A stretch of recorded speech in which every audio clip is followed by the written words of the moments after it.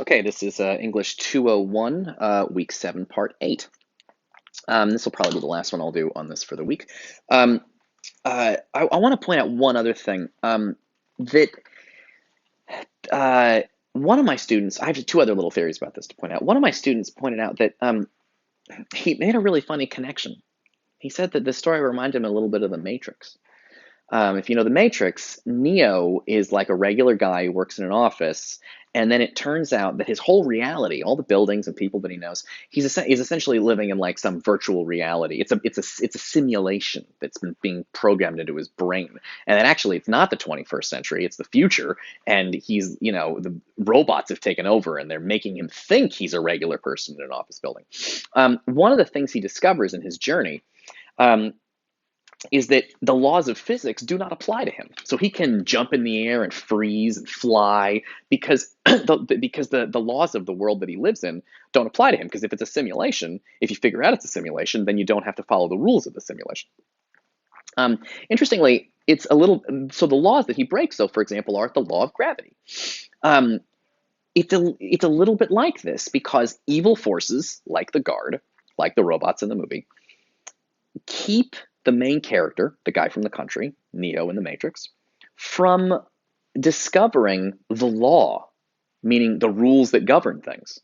So, for example, Neo thinks gravity is a thing, and when he's woken up by Morpheus and sort of joins the rebellion, he realizes he can actually fly if he wants to, and he can move super fast, and he has these special powers because the physical laws of the world are not what he thought they were. But the thing is those laws, the way reality really works, was kept from him by the robots kept it from him and all of humans. In the same way that in the story, whatever laws they are, physical laws governing reality, I don't know, is kept from the man from the country. And it's a really interesting thing. That's a connection I wouldn't have thought to make, but it's really interesting. And actually, they're linked up. Because of a sort of ancient religion called Gnosticism, and it's a crazy theory, but Gnosticism is a religion that died off. It was a sort of early Christian religion that you'll realize as soon as I tell you what it is, why it died off. But they believed all the stuff in the Bible, right? That God created Adam and Eve, and God created the world, and like the stories are basically correct, except for one little twist: God's evil, and the world is built to destroy people. So that the world that you live in is not your real home. It's all been built by Satan, and the God that people are worshiping in church is Satan. They don't know it. And basically, the whole world is built as a prison, and it's run by demons, and they are all fucking with you um, to grind you down to dust. And that you have that, and that some part of your soul is connected to the sort of true God on the other side of that. And this world is not your home. And anyway, it's a theory. People who believe in Gnosticism, they believe the world is a hell prison, and so they didn't have children, and so the religion didn't really last super long. But it's an idea that pops up in stories all the time. The idea that the world is run by evil beings is a pretty common sort of science fiction fantasy thing. But you kind of see it here, right? It feels like the guard is one of these kinds of demons. They're called archons. That is keeping the. I know this from a comic book called The Invisibles. It feels like the guard is like the demon who is keeping some higher heavenly thing away from ordinary humans and is fucking with this guy just because he can, because the world is a terrible place and he's grinding them down to dust. It's an interesting kind of it's an interesting interpretation of it.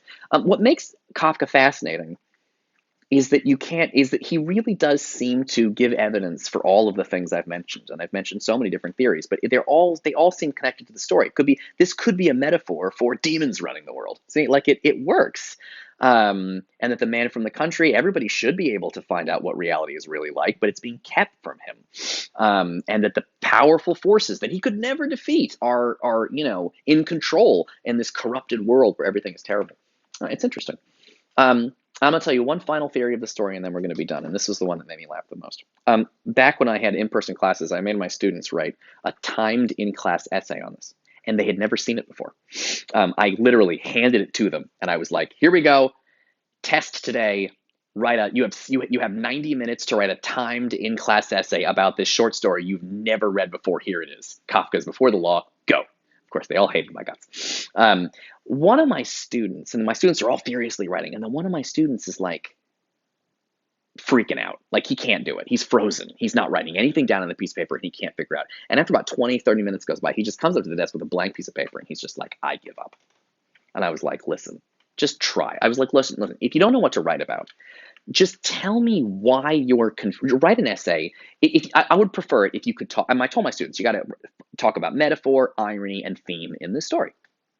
And they're all writing about it. He says, I can't think of any. And I said, okay, if you're having trouble, here's my advice for you. I gave him some advice. I said, if you're having trouble figuring out what to say, just sit. You're confused. Okay, fine. Sit down and tell me exactly what's confusing to you and why. Write your essay about that. Just tell me what's confusing and why. And so the guy goes to sit down, and he writes the essay. And the essay says, he starts writing, and I eventually read the result, but he writes, this story is extremely confusing. It is confusing because like, I'm frustrated and angry because I feel like I should be able to understand the meaning of this very simple story, and I cannot figure it out. Um, and I'm angry about that. And then this light bulb goes off in his head, and he goes, wait a minute. This is a short story written by Kafka, and people are supposed to read it, right? Kafka wanted people to read his stuff. So the meaning of the story should be accessible to everyone. But for some reason, it's not. And I feel like you, Professor Clock, know the meaning of the story, and you refuse to tell us what it is. And Kafka knows the meaning of the story, but he won't tell us what it is. And in his essay, he concluded that the story, brace yourself for this, the story is Kafka's Before the Law is a metaphor for trying to understand Before the Law by Franz Kafka. I gave that kid an A.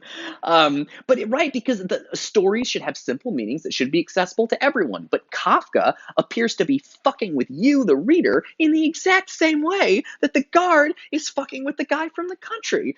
And the most ridiculous part is the story is written for you. It's your story. Kafka put it in, he published it.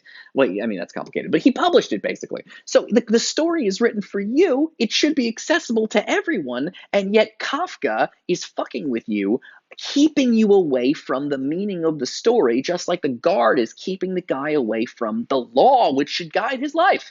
Anyway, I just thought that was one of my favorite moments as a teacher in my entire life, and it's really funny. But it works. It's a really good metaphor for what's going on in the story. It seems the meaning of the story should be accessible to everyone, and for some reason it's not. Every man strives to attain the law, but for some reason this guard won't let him in. Also, the door is for you. Also, the story is for you. It really works. Okay, I think I'm done for this week. That is the end of week 7, and I will see you guys next week. We're probably going to do another Kafka story, because I cannot get enough of this guy. And I will see you guys next time.